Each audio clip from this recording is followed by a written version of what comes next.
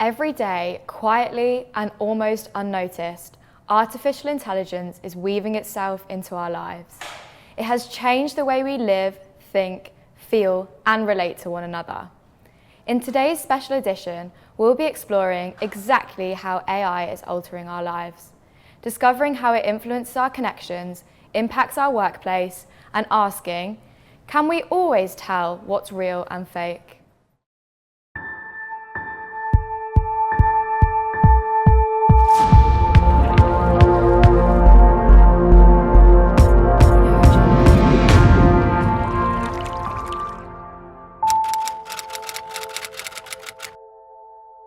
Most of us are familiar with how AI is integrated into our workplace.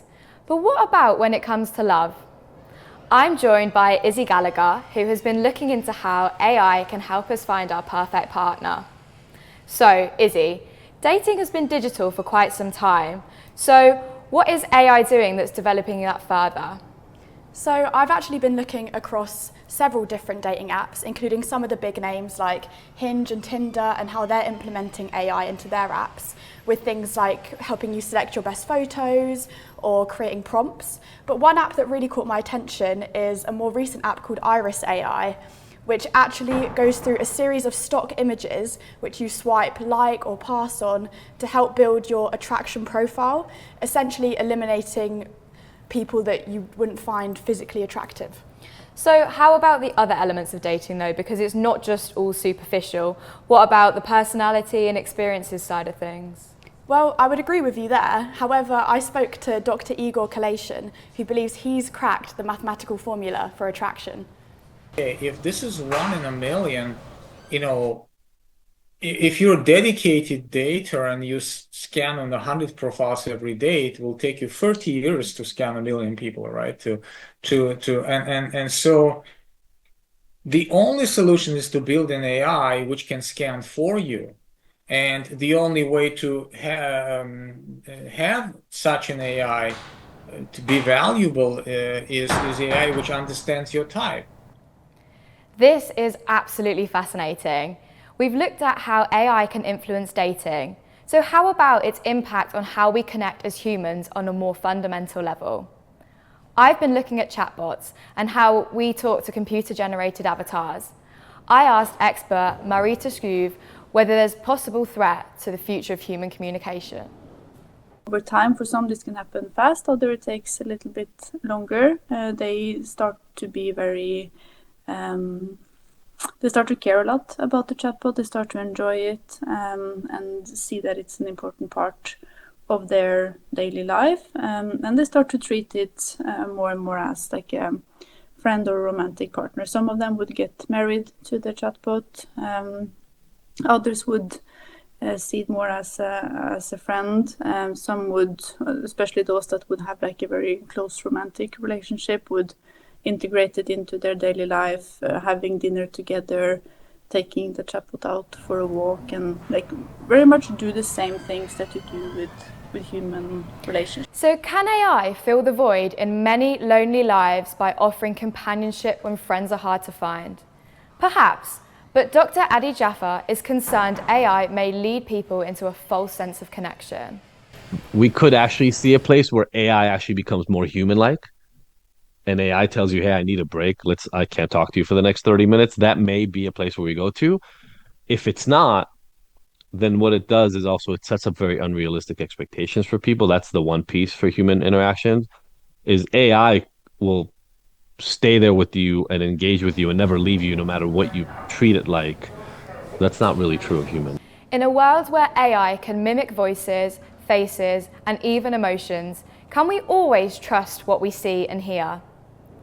We found 2 images and decided to ask people whether they thought they were real or AI generated. Izzy, you know the answer of course, but what did you first think when you saw the images?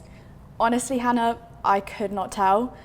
They could be AI, but to me they both look quite real, so I couldn't tell at first, no.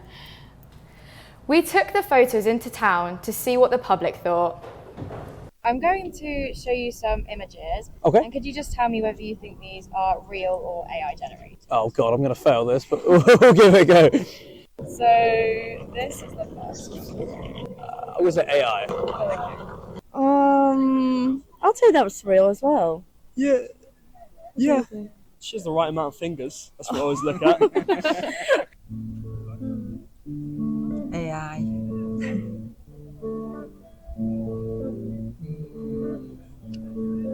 Not sure. Probably AI. AI. Real. Yes, that looks more real. They're actually both AI generated. Wow. In what way? Like, what's added to them? So they are AI influencers. So they're Oh, just okay. completely They're AI not- people. They're not real at all. Wow. Right. Wow. I need a new career. Are they able to get a following with just Yeah, so these AI people pictures? have like full-on Instagram pages, Wow. and they just post photos like that, like seeming like real people, and they're just completely AI. That is crazy. Wow. Ah. There you go. So they are actually both AI generated. So well done. They're both AI generated. Does that surprise you? Nothing surprises me anymore. What did you think? Could you tell what was real and what was fake? Now, AI is becoming so integrated into our relationships and daily life, but what could this mean in terms of our human rights and freedom to think? Human rights lawyer Susie Allegre has published 2 books on this emerging issue. She warns that artificial intelligence could be infringing on the very thing that separates us from technology, our minds. The second aspect of the right to freedom of thought is freedom from manipulation. What we see again through social media, but also now potentially through our engagements with AI, particularly empathetic AI, we can see the way that technology can affect and potentially manipulate how we think about things. One of the big differences in the way we interact with technology compared to the way we interacted with information 50 years ago is that the information that we're receiving is personalized.